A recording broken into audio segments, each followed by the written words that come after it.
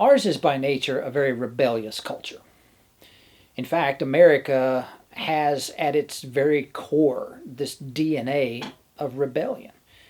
America got its start when we rejected the unfair tax practices that were imposed upon us. We threw the tea into the harbor and indicated our intention no longer to be in submission to the King of England. The classic American icon is James Dean, that rebel without a cause, and he typifies for us this teenage angst that learns to grow up and rebel against everything and everyone. Even in the Restoration movement, the Christian churches and churches of Christ had its beginning in something of a rebellion against Bishop Asbury in the Methodist Church. When they had no right of appeals for the circuits they were assigned, they announced their intention to walk out from underneath his authority and go and do their own thing. Ours is a very rebellious culture. It's an individualized culture that seems to want to say, and we've been ingrained with this, we will do things our way and not be in submission to spiritual authority. And that plays itself out in the church over and over and over again. But I find that when I study the Gospels, one of the key components to Jesus' spirituality is this submission to spiritual authority.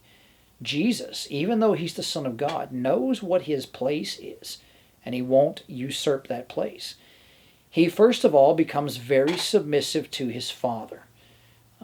More than 65 times in the Gospel of John alone, Jesus is talking about his relationship with God as his Father. And he's very submissive. He says, my food is to do the will of him who sent me here. He was submissive even to the work that God had for him to do in sending him here to die and to pay the price with his life to be the ransom for many. He never chafed out from underneath that. He always indicated his intention to go through with it, even though his prayer in the garden starts with, let this cup pass from me.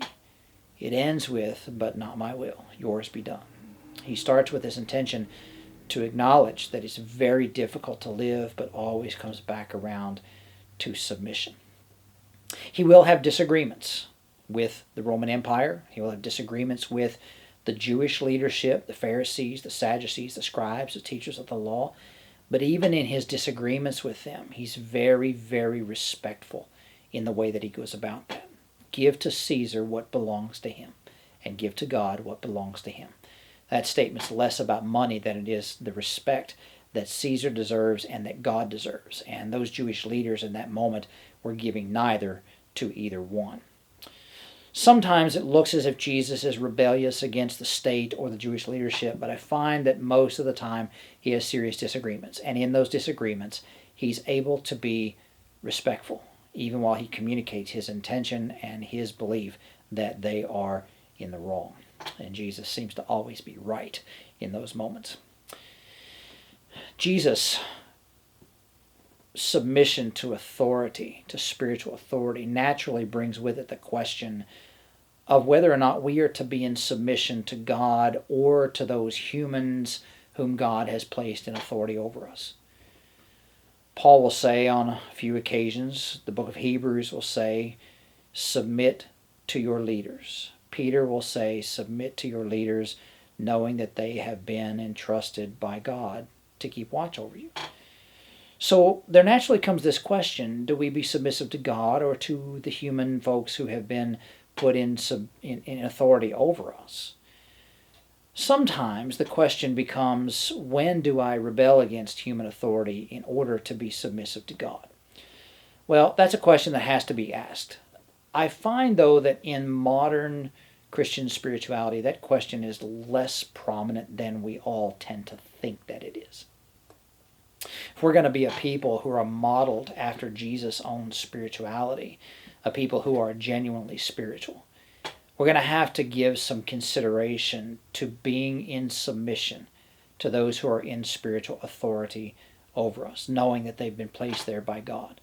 And to become cantankerous and obstinate and rebellious and stubborn and cranky against our leaders, whether they are civil leaders or whether they are church leaders, is, I think, to practice a kind of spirituality that Jesus would not have understood and, in fact, would not have approved of.